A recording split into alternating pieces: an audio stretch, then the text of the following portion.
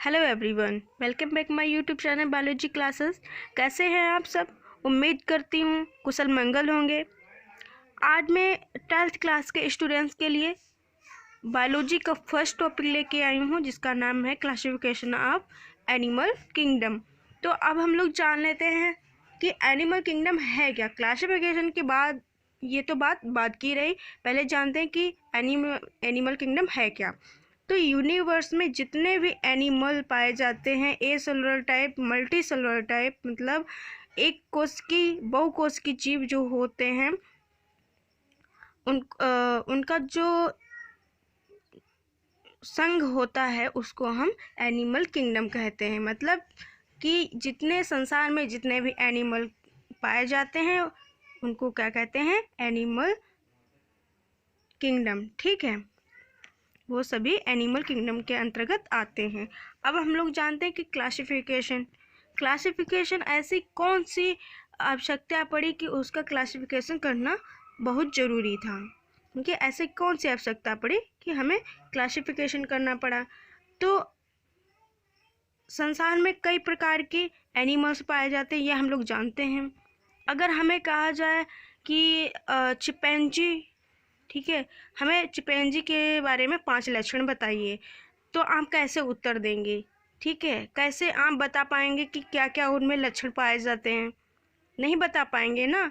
जब उसका हम क्लासिफिकेशन होगा, जैसे हमारे घर में हमारी फैमिली में मेंबर्स रहते हैं, ठीक है, तो उनका पूरा विवरण है, उनका पूरा इंट्रोडक्शन है, आइडेंटिटी होती है। ठीक है, तो इस वजह से कोई भी बाहरी व्यक्ति आता है तो जैसे जनगणना करने के लिए तो जान जाता है ना। हमारे पास सब कुछ आधार कार्ड जैसे आइडेंटिटी होती हैं। इस प्रकार से हमें एनिमल्स का अध्ययन करने के लिए क्लासिफिकेशन करना ज़रूरी था। कि अगर क्लासिफिकेशन नहीं किया जाता तो एनिमल्स का अध्ययन करना बहुत ज़्यादा समस्या की बात हो जाती कि हम कैसे एनिमल्स का अध्ययन करें। किसी भी एनिमल्स का अध्ययन करना सरलतम नहीं होता, तो इस वजह से एनिमल किंगडम का क्लासिफिकेशन किया गया। अब हम लोग देखते हैं कि एनिमल किंगडम का किस बेस पे क्लासिफिकेशन किया गया है। तो सबसे पहले एनिमल किंगडम को प्राणी संघ, हिंदी में क्या कहते हैं? प्राणी संघ। क्लासिफिकेशन जंतुओं को उनके आवास आदि के आधार पर विभिन्न समूहों व वर्गों आदि में विभक्त किया गया है। ठीक है, तो उनके आवास के कुछ होते हैं, कुछ एनिमल्स होते हैं एक्वेटिक टाइप के होते हैं, कुछ होते हैं कुछ टेरेस्ट्रियल होते हैं, ठीक है, कुछ एरियल होते हैं। तो उनके आवास के डिस्ट्रीब्यूशन उनका कैसा होता है, उसके आधार पर उनका क्लासिफिकेशन किया गया। अब अध्ययन की बात रही तो अध्ययन की सुविधा उनकी क्यों जरूरी था, तो इस पॉइंट में यही बताया गया कि अध्ययन की सुविधा, जैव विकास का प्रमाण, अनुकूल का ज्ञान आदि के लिए जीवों का वर्गीकरण करना आवश्यक था। ठीक है, अब हम लोग जान लेते हैं। पहली बात तो ये classification of animal kingdom board exam में मोस्टली क्वेश्चन पाए जाते हैं। ठीक है, तो इसे अच्छे से जो भी 12th क्लास के स्टूडेंट्स हैं उनको वो इस टॉपिक के अच्छे से ही स्टडी करें। ठीक है, ऑब्जेक्टिव टाइप में भी क्वेश्चन आते हैं, तो नेक्स्ट वीडियो में मैं ऑब्जेक्टिव टाइप के क्वेश्चन लाऊंगी इसी टॉपिक के। ठीक है, तो अब हम देखते हैं मॉडर्न क्लासिफिकेशन एनिमल, क्योंकि एनिमल्स का मॉडर्न क्लासिफिकेशन क्या है। तो एक जूलॉजिस्ट थे जिनका नाम क्या था? व्हिटेकर। ठीक है, उन्होंने 1969 जंतुओं के वर्गीकरण को 5 जगतों में वर्गीकृत किया। ठीक है, अब इनकी प्रणाली जो थी वो किन लक्षणों के आधार पर इन्हें वर्गीकृत किया गया है। ठीक है, तो पहला कोशिका संरचना, मतलब कि सेल स्ट्रक्चर, इनकी कैसे सेल स्ट्रक्चर, सेल स्ट्रक्चर के आधार पर किया गया। फिर शरीर संरचना, मतलब कि इनका बॉडी ऑर्गेनाइजेशन कैसा है, बॉडी स्ट्रक्चर,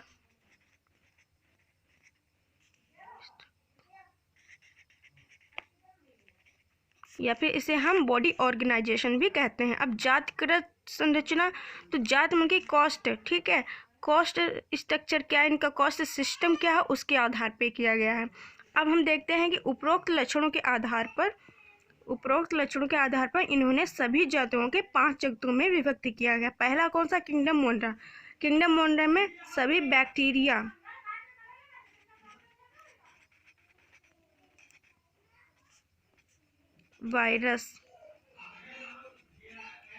वायरस के बारे में पढ़ा जाता है, स्टडी की जाती है। ठीक है। किंगडम प्रोटिस्टा, इसमें जितने भी प्रोटोजोन्स होते हैं उनके बारे में पढ़ा जाता है।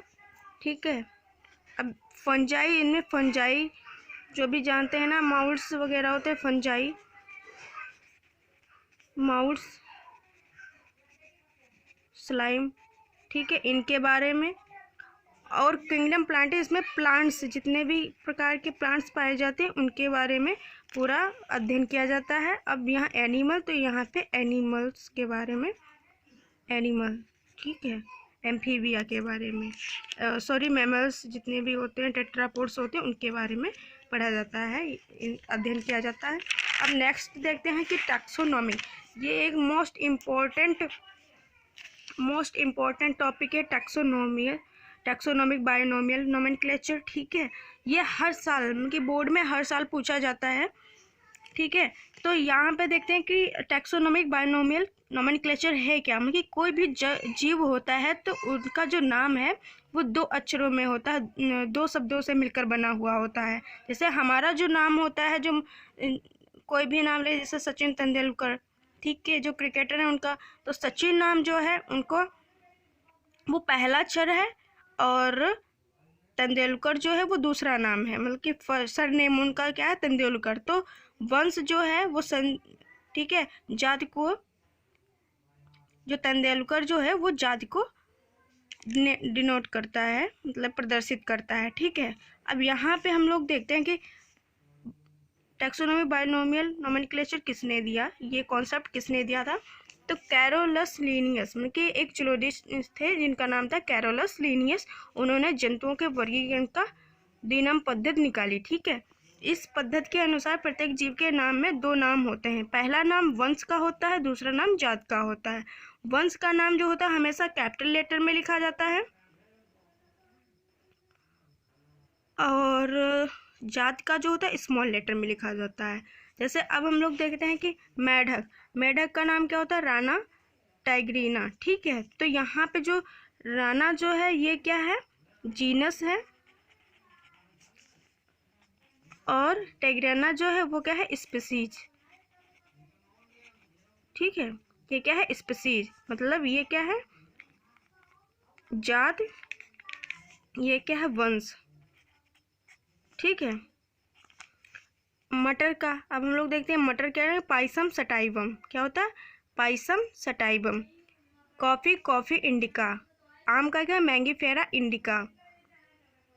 मनुष्य का क्या होता है? होमो सैपियंस, रोहू मछली जो होती है, ठीक है, उसका नाम लोबियो रोहिता होता है। और चीता का पैंथेरा टाइग्रिस होता है। शेर का क्या होता है? पैंथेरा लीनियस होता है। एस्केरिस लुम्ब्रिकॉइडस होता है। और नाग का नाजा होता है। ये जो नाम होते हैं, जो साइंटिफिक नेम जो होते हैं, ये बोर्ड एग्जाम में एक नंबर में एक पूछे जाते हैं। ठीक है। तो thank you for watching.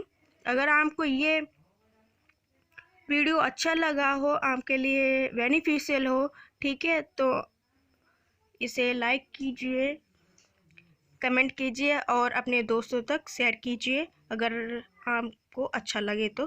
Thank you for watching.